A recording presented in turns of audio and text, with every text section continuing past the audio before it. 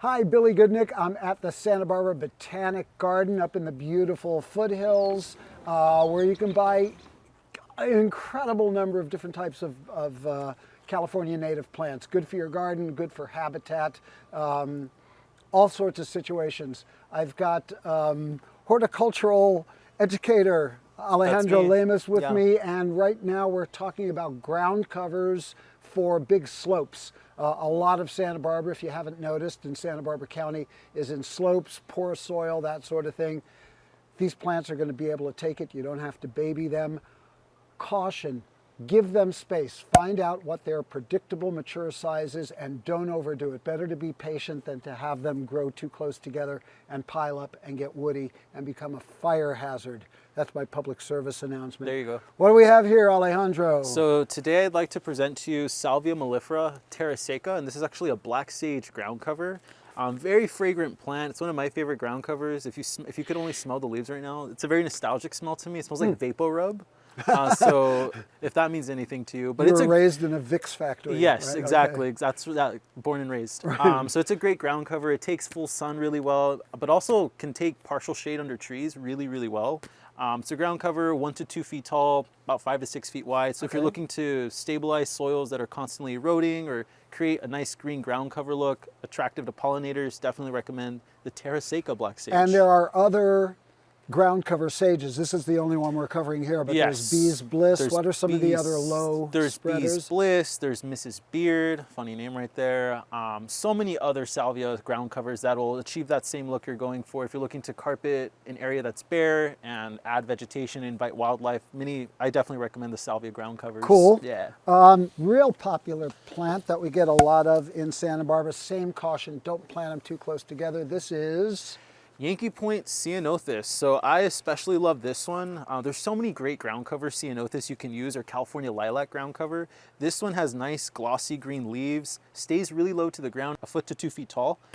This one can get to be about 10 feet wide. So if you're looking to create a lot of cover, you have a huge slope that you want to stabilize, you want to add green, invite beneficial pollinators, definitely recommend the Yankee Point ceanothus. It's a really beautiful plant to have.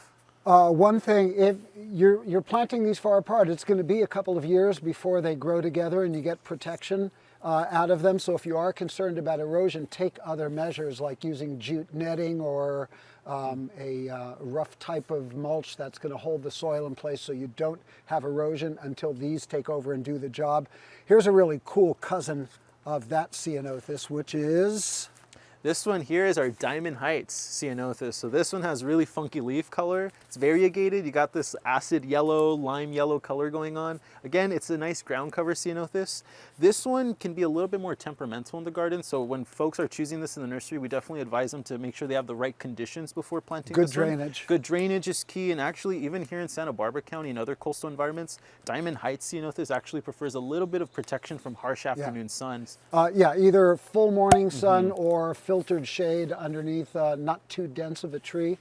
Yeah, but really beautiful ceanothus. And something a little more frilly, you pronounce it, because I used to know what this was and somebody changed its name. Yeah, it's a mouthful. Botanists are always changing the names of plants on us. Because they need a new doctoral degree. Exactly, exactly. They got to find new research. But this one is Corythrogene phylogenifolia, mouthful right there, or silver carpet sand aster, which I know it by. Yeah. But it's a really nice ground cover plant, especially if you're looking for something silvery.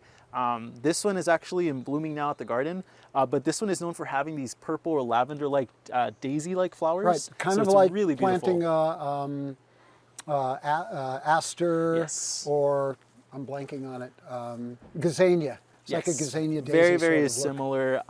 When I see this plant in full bloom, it's going to invite skippers, butterflies. They can really spread, right? And they root as they go? Yes, whenever the stems make contact with the soil, they will root, but it's a ground cover, so you're looking at it spreading 3 to 5 feet wide. Right. Really beautiful plant. Corythrogene, Billy. So if you've got a slope you need to cover, smaller spaces, bigger spaces, the main caution is know their predictable mature size, space them appropriately, and do something. If you need slope protection from rain, that sort of thing, put down some sort of surface that you can either remove or just let the plants grow over. We're talking about jute netting and what's often called gorilla hair mulch or shredded bark. Works great. We're at the Botanic Garden. Come up, have a look.